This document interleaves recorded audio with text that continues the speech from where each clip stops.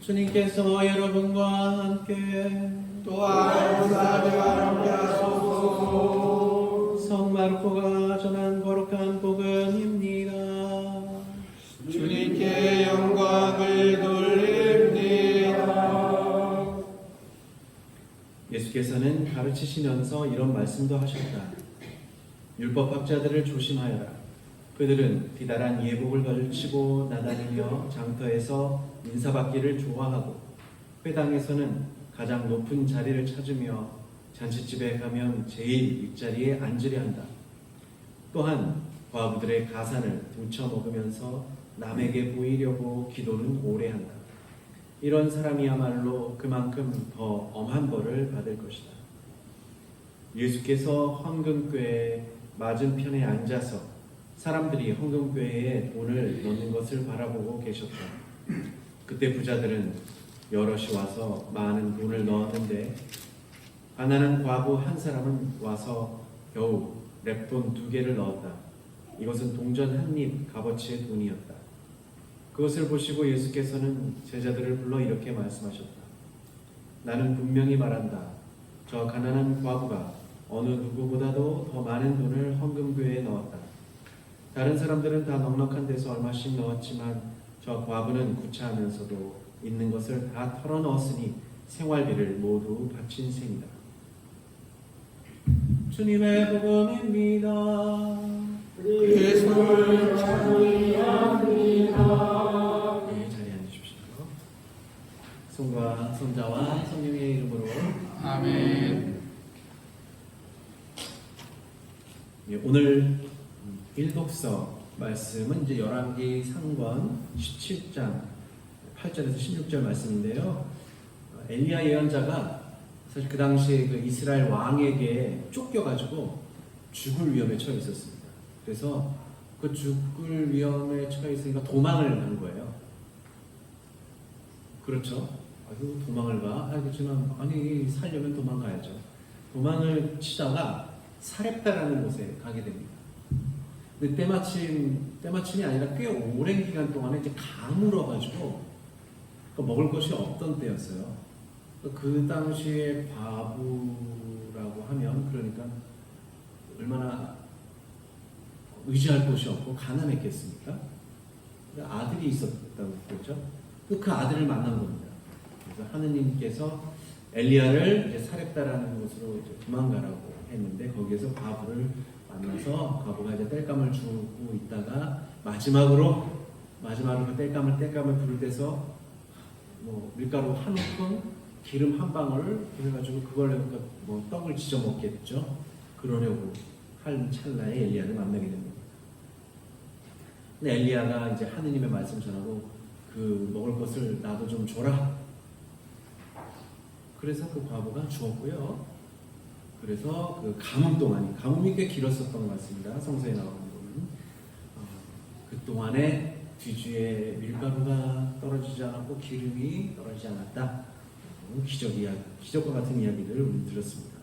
이 독서 히브리서는 9장 24절에서 28절 말씀인데요. 그 핵심은 이제까지 사제들이 제단에다가 동물을 죽여서 피를 뿌려서 하느님께 그 동물의 피를 동물을 바쳤던 그런 희생제를 행했지만 그러면서 속죄의식을 행했지만 이제 예수 그리스도께서 십자가에서 단 한 번, 2번, 3번도 아니고 단 한 번 돌아가심으로써 우리 모든 인류의 죄를 없애주셨다. 그 이야기가 핵심인 거죠. 그러니까 더 이상은 동물을 제단에 바칠 필요가 없다. 왜냐하면 예수 그리스도께서 단 한 번의 희생으로 반복할 필요가 없이 그분 자신이 희생제물이 되셨다는 겁니다. 그래서 우리가 어떻게 해요? 영성체 시간 전에 뭐라고 합니까? 하느님의 어린 양, 세상의 죄를 없애시는 주여, 주님 이렇게 기도를 하지 않습니까? 그러니까 그분께서 하느님의 어린 양이 되셔서 진짜 한 번으로 끝나는 희생제물이 몸소 되셨다는 의미입니다. 그래서 이것을 전례를 통해서 고백을 하는 것이죠. 오늘 독서 말씀이 이렇게 구성이 되어 있습니다. 오늘 복음 보니까 두 부분이네요. 오늘 복음 보니까 두 부분에 나오는데 첫째는 율법학자들의 위선을 조심하라 라는 내용이었고요. 둘째는 과부의 헌금 내용입니다. 여기와 연결되는 부분은 율법학자들이 과부들의 가산을 등쳐먹었다는 거예요. 왜 등을 쳐먹었을까요? 네? 이게 등을 탁탁 치면은 뭐가 막 나오나 봅니다. 우리나라 말이 되게 재밌죠. 등쳐먹는데요. 뭐 뒤통수를 친다는 말도 또 다르죠. 배신한다는 뜻이죠. 등쳐먹는다는 것은 이제 속여먹는다. 뒤에서 뭔가를 꾸며가지고 등을 쳐서 이렇게 쓰러뜨리고 이렇게 속여먹는다는 얘기겠습니다. 여하간에 이 율법학자들이 과부들의 가산을 등쳐먹었다. 그런 내용들이 이제 나오죠. 구약의 예언서들을 보면요. 이 구약의 예언서에는 이 과부와 고아를 잘 돌보고 핍박하지 말라는 말씀들이 참 많이 나옵니다. 그래서 고아와 과부들은 경제적으로나 사회적으로 소외되어 있었다고 하죠. 그러니까 그들의 인권 보호가 정말 절실했던 것입니다. 그러니 예수님도 율법학자들이 과부들의 가산을 등쳐먹는다고 고발하고 계십니다. 그러니까 그런 일들이 많았다는 이유. 제가 지지난주에 사제 피정을 다녀왔는데 그 피정 다녀왔다는 말씀도 못 드려서 그랬는데요. 피정 다녀왔을 때 어떤 강사 한 분이 예수 호칭 기도를 열심히 했다는 겁니다. 한 목사님이셨는데 원래 예수 호칭 기도는 이제 정교회에서 하고 이제 천주교에서 하는 거예요. 그 다음에 뭐 향신 기도를 열심히 하네요, 목사님이. 그래서 그 덕택으로 이 기도를 알아서 예수 호칭 기도를 열심히 하고 향신 기도를 열심히 해가지고 그 덕택으로 자신이 영성 생활에 도움이 많이 됐다고 그러시더라고요. 그래서 개인적인 이야기를 나누시는데 저에게 그런 얘기였습니다. 한 30년 동안 이제 교회를 끌어오시면서 맨날 그랬대요. 그 사모님께서 당신은 맨날 그런 기도나 하고 그러니까 막 부흥을 더 시켜야 되는데 영성 생활만 열심히 하고 그러냐고 그냥 맨날 그렇게 구박 아닌 뭐 이렇게 하셨대요. 근데 이제 30년이 되신 다음에는 그렇게 기도하고 그런 건 모습을 보고 교회가 아주 크지는 않아도 정말 화목해지고 기도로서 꾹꾹 뭉쳐있는 모습을 보면서 사모님이 마지막에 그러셨대요. 당신 참 목회 활동 잘한 것 같아. 그러니까는 깜짝 놀랐죠. 맨날 핀잔만 주고 그러던 그 사모님이 그런 말씀을 하니까 왜? 그러니까는 당신이 나를 변화시켰잖아. 이런 말씀이죠. 그래서 아주 그 말씀이 가장 기억에 남습니다. 저는 제 사모님을 어떻게 변화시킬 수 있을지 잘 모르겠습니다. 아직도 먼 것 같습니다. 그런 개인적인 이야기를 나누셨어요. 그래서 정리했습니다. 근데 이런 기도들은 저도 아는 기도들이거든요. 근데 그런 거 보니까 예전에 그런 기도들을 하긴 했었는데 지금 보니까는 또 이제 그 옛날 기억을 다시 되살리면서 저도 느낀 바가 좀 있었습니다. 그래서 이제 기도해야 된다라는 마음들이 또 이제 하는데요. 우리가 기도해야 한다고 하면서 막상 기도하는 일이 쉽지가 않죠. 무슨 일 하다 보면은 아이고 피곤해. 그렇잖아요. 하루 종일 떼약볕에서 일하다가 집에 들어오면은 그냥 골아 떨어지기 바쁜데 어떻게 무슨 기도를 하겠냐 뭐 이런 겁니다. 기도하는 일이 쉽지가 않아요. 단순한 기도를 그래서 하게 됩니다. 단순한 기도를 할 수밖에 없고요. 그 천주교 신자들이 무슨 기도를 제일 많이 할 것 같습니까? 묵주기도를 많이 합니다. 묵주기도 뭐예요? 그냥 주일기도, 성모성, 그 다음에 사도신경, 이런 것만 하는 거예요. 그냥 해요. 아주 단순한 기도입니다. 다 아는 기도문 갖고 하는 거예요. 그래서 어떤 분들은 그 묵주기도만큼 해갖고 또 열심히 잘 신앙생활 하시는 분들이 계세요.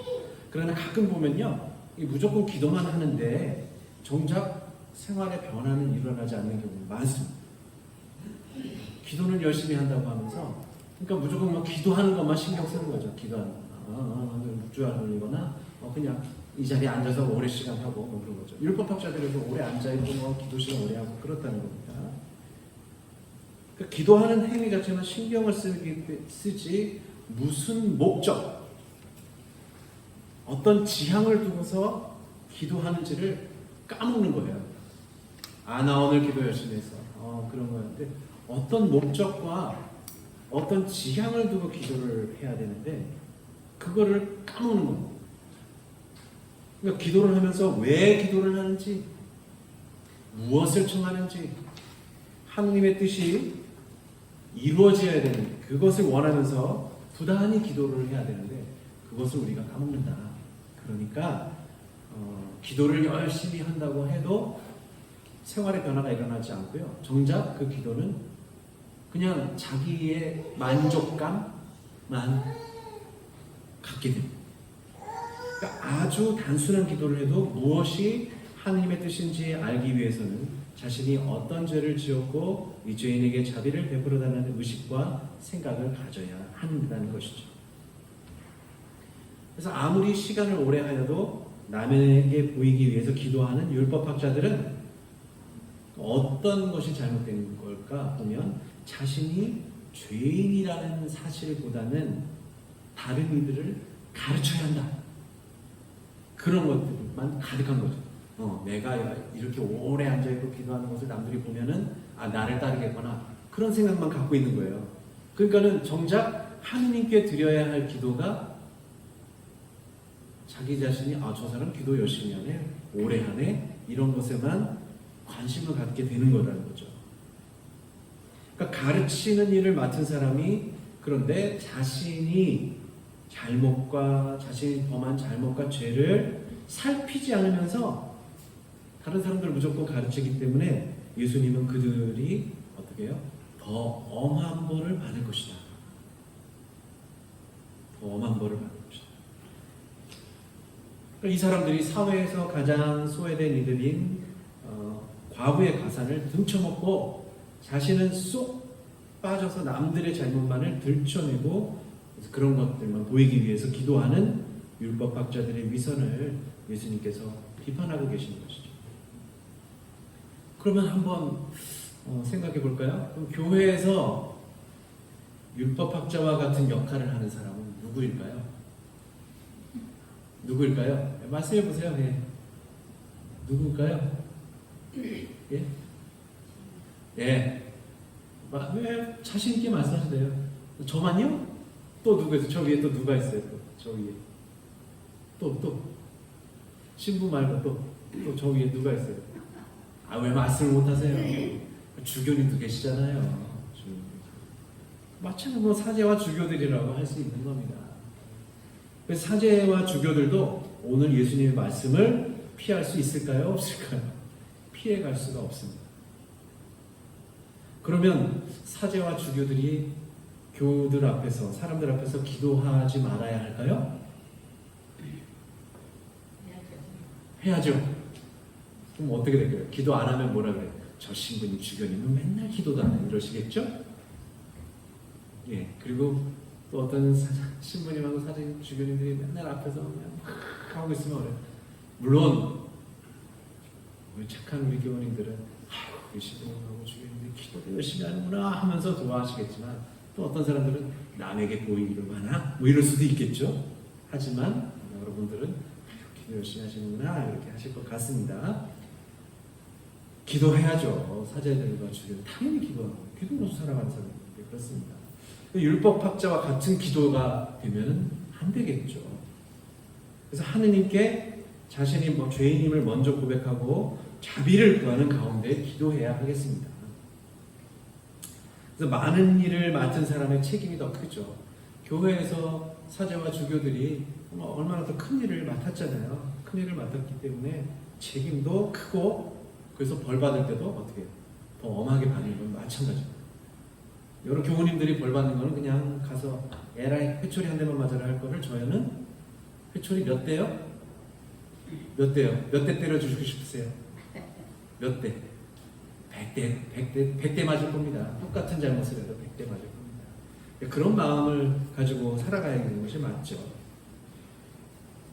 그래서 예수님의 말씀을 그 누구도 피해갈 수 없기 때문에 당신 말씀을 두고서 기도하고 단순하게 이 죄인에게 자비를 베풀어 달라고 기도하는 수밖에 없습니다. 예수 홀칭 기도가 단순히 어떤 기도냐면 주 예수 그리스도 하느님의 아들이시여 이 죄인에게 자비를 베풀어 주소서. 그겁니다. 간단한 기도예요. 이걸 그냥 계속 반복하는 것이죠. 길을 갈 때나 자고 있을 때나 누워 있을 때나 깨어 있을 때나 뭐 이렇게 할 때나 공부할 때나 그럴 때 틈만 나면 이걸 그냥 짧게 하는 거죠. 이 죄인에게 자비를 베풀어 달라고 기도합니다. 그러니까 보면요, 우리가 바위를 깨려면 너무 힘들죠. 바위를 깨려면 힘든데 큰 바위를 깨는데 물방울이 저 위에서 한 방울씩 떨어진다고 생각해 보세요. 근데 희한하게 어느 순간 가면은 물방울이 바위를 뚫고 있죠. 아무런 힘이 없는 것 같고 그냥 한 방울인데요. 바로 그겁니다. 짧은 기도이지만 이 짧은 기도를 단순한 기도지만 한 방울씩 계속 떨어뜨리면 나의 죄를 부수고요. 나를 변화시키게 돼요. 물론 시간이 걸리겠죠. 큰 바위를 물방울 하나하나씩 떨어뜨렸을 때 그게 시간이 걸리겠지만 어떻게 해요? 어느 순간 보면은 변화되어 있고 어느 순간 보면은 더 뚫려 있고 그렇습니다. 그렇듯이 짧은 기도, 단순한 기도지만 어려운 게 아니고 단순한 기도지만 그 기도가 한 방울 한 방울 우리 마음에 돌같이 굳어진 우리 마음에 죄로 가득 차 있는 그 마음을 계속 뚫고 들어가요. 결국은 깨지는 거예요. 제가 지난주에는 어떤 말씀드렸나요? 하느님의 현존을 끊임없이 내 눈앞에 두고 머리에 두고 입에 두고 가슴에 두고 손발에 두고 그렇게 현존을 생각하면서 행동하고 그러면서 하느님께서 여기 계시구나. 그 마음을 가지고 했던 거와 비슷한 겁니다. 이 기도문 하나를 계속하게 되면은 어려우면 그 기도를 계속해서 되뇌이면 결국에는 내 머리를 울리고 내 가슴을 울리고 내 손과 발을 울리게 하는 기도가 됩니다. 그럼 그것이 또 하느님의 현존하심을 늘 우리가 기도로서 체험하는 것이죠. 그 율법학자들이 위선을 하잖아요. 그 위선 대신에 이웃을 위한 선을 행하게 됩니다. 그렇죠. 주 예수 그리스도 하느님의 아들이시여 저에게 이 죄인에게 자비를 베풀어 달라고 하면서 옆에 사람을 때리고 있을까요?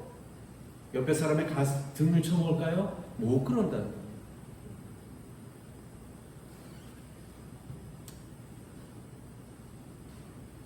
그런 것들을 다시금 저도 되돌려 볼 수 있는 기회였습니다. 오늘 복음에서 보면 복음하고 독서에서 보면 사회적 약자이자 가난하고 소외된 어떤 과부 두 명이 나오죠. 한 사람은 사렙다 과부고 이렇게 됩니다. 엘리야 예언자를 만나서요 자신이 먹을 것을 나눠줘요. 복음에서는 그 과부가 어때요? 작은 동전을 봉헌하죠. 예수님은 과부가 가진 것 모두를 봉헌했으니까 부자보다도 더 많은 봉헌을 했다고 하시죠. 독서에서 사렙다 과부는 죽기 전에 이제 마지막으로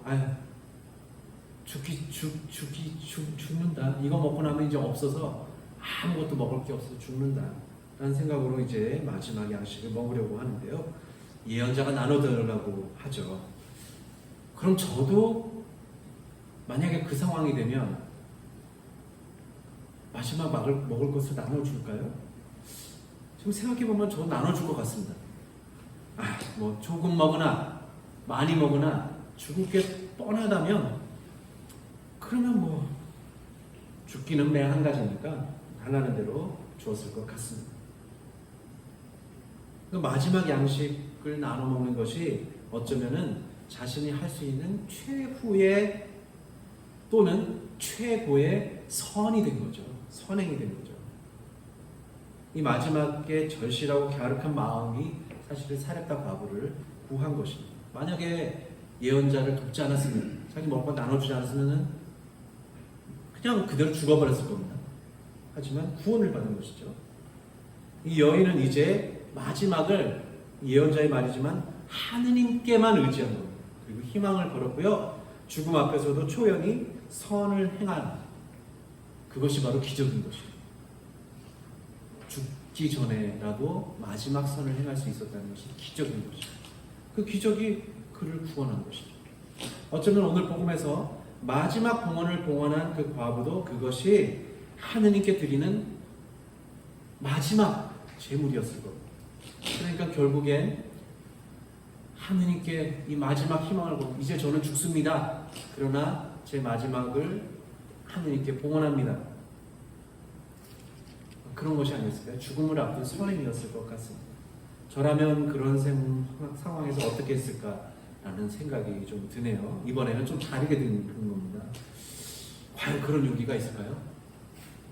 지금 이 남은 돈을 다 봉헌해버리면 당장에 내일 라면 사 먹을 돈이 없어요. 가스도 다 떨어지고. 그럴 때, 이 돈을 그렇게 해야 되나? 이걸로 뭘 좀 이렇게 해가지고 또 돈을 벌어야 되지 않나? 그런 생각을 할 수 있을 것 같습니다. 괴롭혔을지 모를 것 같습니다. 저 앞에 가보는 감으로 갖고 전혀 아무것도 생산할 것이 없고 홀로 외떨어져서 누가 도와주는 사람 없고 감으로서 그렇게 죽을 수밖에 없었는데 제가 만약에 이곳에 살았을 때 나머지 돈을 다 봉헌하며 넣는다. 그러면 당장 내일에 못 사는데 우리 딸내미도 다 죽을 거고 그런 생각이 들긴 들 것 같습니다. 조금 걱정이 되겠죠. 내 몸 한 몸을 팔아서라도 뭐 좀 살려야 되겠다 이런 생각을 할 수 있을 것도 같습니다만 오늘 과부처럼 그렇게 할 수 있을까는 조금 애매한 것 같습니다. 제 자신 생각은 그렇습니다. 하지만 오늘 이 여인들의 마지막 선행이자 하느님께 드리는 봉헌은 마지막이 끝이 아니라는 사실을 알려줍니다. 이 마지막을 다른 잡념이 아니고 오로지 한 가지 생각. 그러니까 하느님께만 희망을 거는 행위야말로 아주 단순한 행위지만 가장 훌륭한 기도가 아닌가라는 것이죠. 이 행동하는 기도는 오로지 하느님께만 희망을 거는 것이고요. 한 방울의 물이 바위를 깨는 것과 같은 행위입니다. 단순하지만 오로지 하느님께만 의지한다는 믿음의 행위가 단순한 기도와 연결이 됩니다.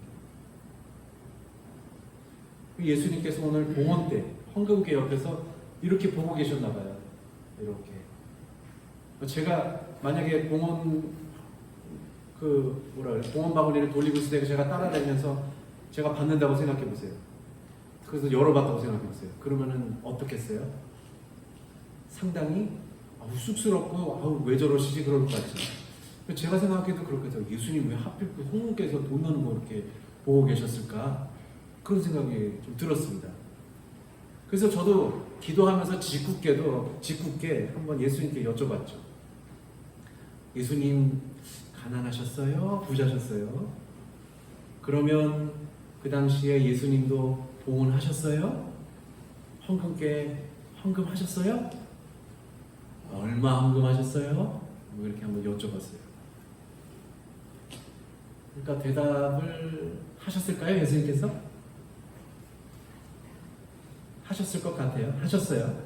뭐라고 하셨냐면 나는 목숨을 내놨어.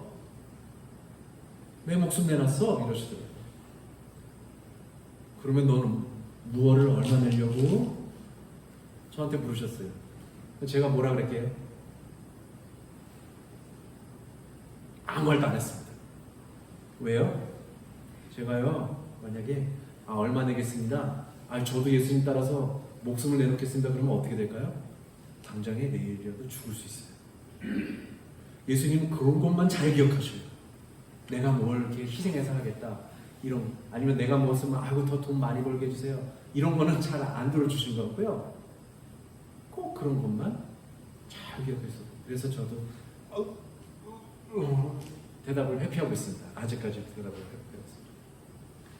제가 대답하는 즉시 예수님은 그것을 잘 들어주실 것 같아요. 제가 기도할 때 그럼 무슨 기도를 하겠습니까? 제가 잘 살게 해주세요. 뭐 빌딩 하나 세우게 해주세요. 뭐 그렇게 하겠습니까? 아니죠. 제가 어떻게 율법학자 같은 기도를 하겠습니까? 예수님 따라서 하겠습니다. 뭐 이런 기도를 할 것 같지 않습니까? 그러니까 제가 대답하기가 너무 힘들었던 것 같습니다. 그때 대답을 하기 위해서는 어떻게 해야 될까요? 저는 계속 기도해야죠. 율법학자의 기도가 아니라 하느님의 뜻이 무엇인지를 알고 그대로 따르기 위해서 기도해야 합니다. 여러분들도 마찬가지로 기도해야 합니다. 예수님께서 마지막 희망을 하느님께 두시고 목숨을 내놓으셨듯이 단 한 번이지만 그 목숨을 내놓으셨듯이 우리도 하느님께 희망을 두고 절실한 마음으로 우리 죄를 용서해달라고, 그리고 이 죄인에게 자비를 베풀어 달라고 기도해야 합니다. 아주 어려운 기도가 아니라 가장 단순한 기도를 통해서 우리는 하느님께 기도할 수 있습니다. 이 기도를 통해서 언젠가는 예수님께서 너는 무엇을 얼마나 봉헌할 것이냐, 단순히 돈이 문제가 아닌 거죠. 너는 얼마나 무엇을 봉헌할 것이냐 라는 질문에 기쁘게 대답할 날이 올 것이라고 저는 믿습니다. 성부와 성자와 성령의 이름으로 아멘.